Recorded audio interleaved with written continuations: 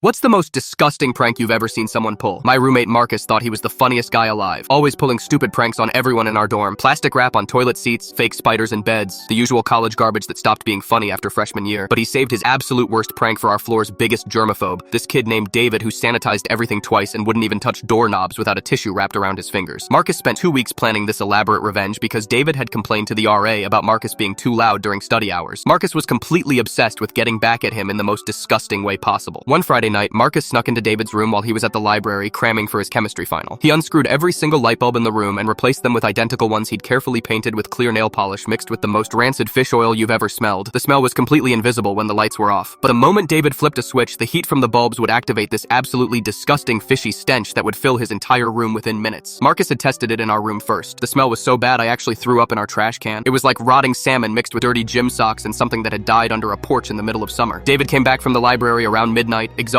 and stressed. We heard him flip on his lights, then complete silence for about 10 seconds, then the most horrified, panicked scream I've ever heard in my life. He came running out of his room, gagging and dry heaving violently. His face was green, and he was frantically trying to wash his hands and face in the hallway bathroom sink, scrubbing like he'd touched something radioactive. "There's something dead in my room," he kept yelling between gasps. "Something crawled in there and died. I can't breathe." Marcus was hiding in our room, laughing so hard he couldn't breathe. He kept whispering, "This is perfect, this is perfect," while David was having what looked like a complete panic attack in the hallway. David called campus security, then his parents, then tried to get emergency housing. He was convinced there was a gas leak or sewage backup. The smell was that convincing and that terrible. 3 different maintenance guys came to investigate over the next 2 days. They checked the vents, the pipes, even pulled up floor tiles looking for a dead animal. Nothing. But every time someone turned on the lights, the smell got progressively worse. David ended up sleeping in the common room for 3 days, refusing to go back in his room. He was washing his clothes obsessively and throwing away anything that might have absorbed the smell. The kid was having nightmares about the stench. He'd wake up at 3 a.m. convinced he could still smell it on his skin. He started carrying around this little bottle of peppermint oil to sniff whenever he felt anxious. On the 4th day, one of the maintenance guys finally figured it out. He noticed the light bulbs looked slightly different and unscrewed one. The smell nearly knocked him over instantly. When David found out it was Marcus, he didn't yell or get angry. He just packed his stuff and moved to a different dorm that same day. Never spoke to any of us again for the rest of the semester. But here's the crazy part. 2 weeks later, David's parents showed up at our dorm with a lawyer. Turns out David had developed this severe anxiety disorder from the prank. He couldn't be in enclosed spaces without checking for weird smells first. His parents were threatening to sue the school and Marcus personally for psychological damage. They had medical records showing David was seeing a therapist twice a week and taking medication for panic attacks. Marcus got expelled the next month, not just for the prank, but because the investigation revealed he'd been pranking people all semester. The fish oil thing was just the final straw that made someone actually file an official complaint. The weirdest part? David's parents sent Marcus a bill for $3,000 in therapy costs. His family actually paid it because their lawyer said the psychological damage was real and documented. Marcus transferred to community college back home. Last I heard, he works at his dad's hardware store and still thinks the whole thing was hilarious.